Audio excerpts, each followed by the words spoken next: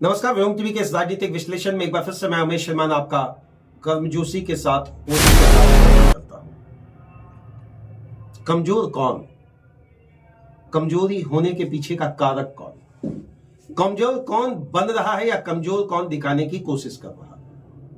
अब यहां प्रश्न जो अभी सबसे बड़ा ट्रेंडिंग टॉपिक झारखंड में चल रहा कि हम किसी से कम नहीं, हम किसी से कम नहीं। इसका मतलब है आदिवासी कह रहे हैं हम कुर्मी से कम नहीं और कुर्मी कह रहे हम आदिवासी से कम नहीं। अब ये जबरन भैया लाठी डंडे वाली बात नहीं है। यह बात है उस शीत युद्ध की, यह बात है उस तकनीकी युद्ध की, यह बात है उस सामरिक युद्ध का जिसका नाम है आरक्षण या संरक्षण। झारखंड में कुर्मी समुदाय का अनुसूचित जनजाति एसटी में शामिल करने की मांग से मूल आदिवासी समाज इसलिए नाराज है क्योंकि उसके पास कुछ 4-5 ऐसे तर्क है ना, कुछ 4-5 ऐसे रीजन है ना, जो 4-5 मूल बिंदु है जो अपने दिमाग से आदिवासी निकाल नहीं पा रहा। कुर्मी पहले से ही सामाजिक आर्थिक रूप से सशक्त माने जाते हैं, ऐसा आदिवासी का मानना है। और एसटी में दर्जा अगर उनको मिल जाती है तो भैया एक बड़ा भूकंप आ सकता है। यह भूकंप क्या क्या है, चलिए इसका विश्लेषण करते हैं। क्या आपको लगता नहीं कि यह राजनीतिक टकराव है? क्या आपको लगता नहीं है कि यह सामाजिक टकराव है? क्या आपको लगता नहीं कि राजनीतिक सामाजिक टकराव के बाद जो एक टकराव आने वाले समय में हो सकता है दिख जाए, उसका नाम है आर्थिक टकराव। टकराव की स्थिति का सबसे बड़ा प्रमुख कारण आरक्षण में हिस्सेदारी।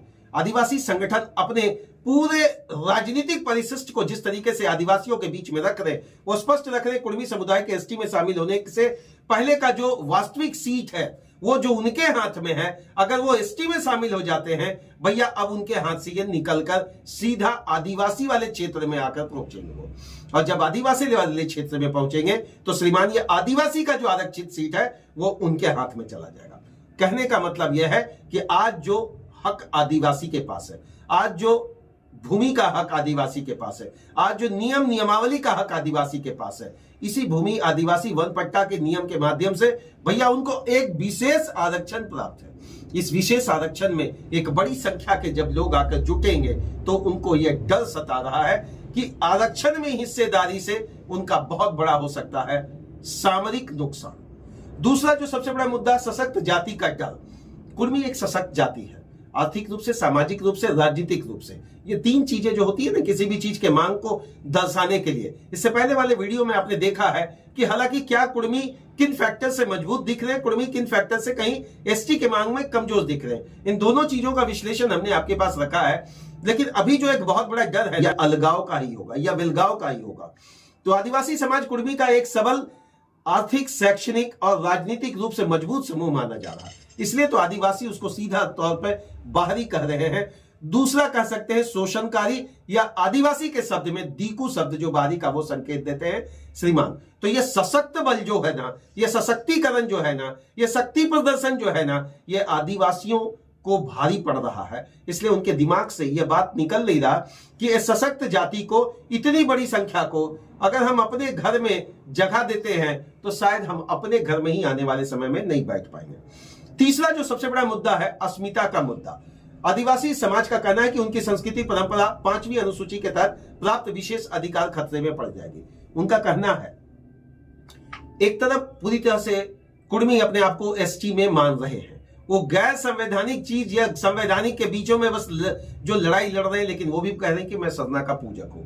लेकिन कितने पूजा कर रहे हैं या नहीं पूजा कर रहे हैं तो तथ्य की बात है और बाद में इसका विश्लेषण किया जा सकता है। इसके विश्लेषण के लिए बहुत सारे गवर्नमेंट ऑफ इंडिया के पास ऐसे जांच कमेटियां हैं, सर्वे कमेटियां हैं जो अपने रिपोर्ट पर यह निर्धारित करेगी। लेकिन अस्मिता की मुद्दा, अस्मिता क्या होता है? अपनी संस्कृति की जब आप बात करें, अपनी परंपरा की जब बात करें, आप किसी जाति, धर्म, जगह विशेष से रहते हैं।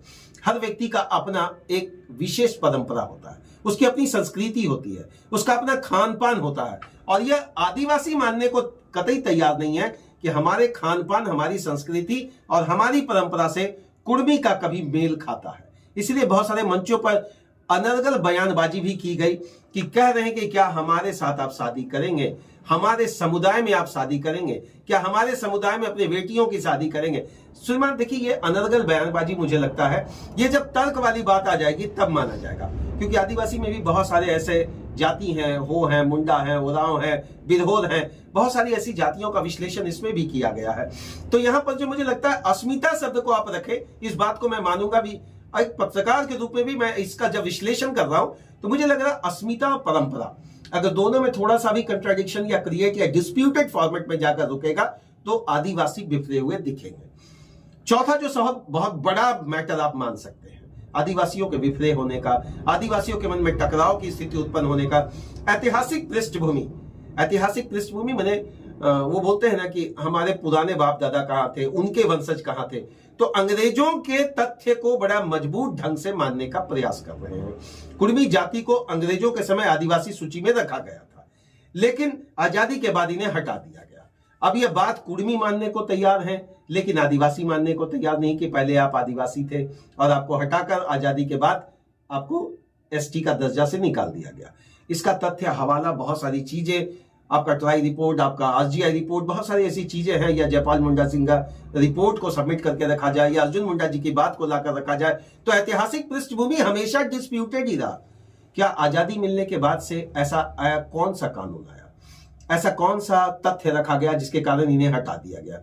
आदिवासी यह कतई मानने को तैयार नहीं है। और जिन दस्तावेज और किताब को रखा जा रहा है, चाहे वो कोर्ट के वकील के द्वारा रखा जा रहा हो या किसी लेखक के द्वारा, वो आदिवासी का सीधा स्पष्ट कहना है कि आप कुछ भी लिखकर प्रस्तुत कर देंगे क्योंकि आप फाइनेंशियली मजबूत हैं, आप किताब छपवा सकते हैं, आपकी संख्या बड़ी है। तो वो डर इनके मन में बैठा हुआ कि जब ऐतिहासिक पृष्ठभूमि को यह बदल सकते हैं तो आने वाले समय को भी बदल देंगे।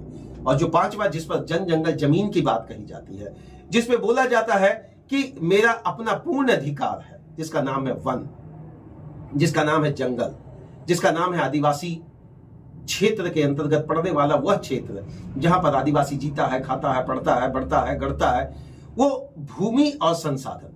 आदिवासियों को डर है कि कुर्मी के आने से उनकी पारंपरिक जमीन और वन संसाधन उनके हाथ से निकल जाएगा और एक बड़ा संख्या वाले कुर्मी के हाथ में चला जाएगा। ये जो डर है, ये जो आशंका है, ये जो गतिविधि मन में चल रही है, ये वही गतिविधि है श्रीमान जो विरोध को जन्म देती है, अलगाव को जन्म देती है, विलगाव को जन्म देती है, और यही बन जाता है राजनीतिक टकराव दोनों समुदायों के बीच में। अब ये आरक्षण, संरक्षण, पहचान और राजनीतिक परंपरा, ये तमाम ऐसे वास्तविक मुद्दे हैं जिन मुद्दों के बीच में टकराहट दिख रही है, जो गर्माहट का कारण बनी हुई है। झारखंड भीतर खाने एक बहुत बड़ी रणनीति का शिकार हो रखा है। झारखंड भीतर खाने एक टकटकी लगाए हुए है कि आखिर राज्य सरकार का अनुशासन केंद्र सरकार की तरफ जाकर झुकेगा या केंद्र सरकार की वास्तविक रिपोर्ट क्या आने वाली है। श्रीमान इस पर बहुत बड़ा विश्लेषण करके आपके पास आने वाले समय में जरूर रखेंगे, लेकिन अपना तो एक ही मुद्दा है कि स्वस्थ झारखंड, सुंदर झारखंड और हाय रे हमर सोना झारखंड वाला स्टेटमेंट से निकलकर वाकई सोना झारखंड का स्टेटमेंट अगर दोनों जातियों के पक्ष के लिए एक बेहतर अप्रोचफुल तरीके से, एक बेहतर कॉरिजेंडम माध्यम के साथ, एक बेहतर कोऑर्डिनेशन के माध्यम से अगर लाकर रखा जाए तभी इस राज्य का होगा भला। कौन किसके पक्ष में है, कौन किसके अगेंस्ट है, ये किसी से छुपा हुआ नहीं है। तमाम सरकारें आई, तमाम सरकारें गई, झंडा बदला, डंडा बदला, लेकिन नहीं बदला, नहीं बंद हुआ, नहीं खत्म हुआ। तो ये एक ऐसा मुद्दा जो अधर में लंबे समय से लटका हुआ है।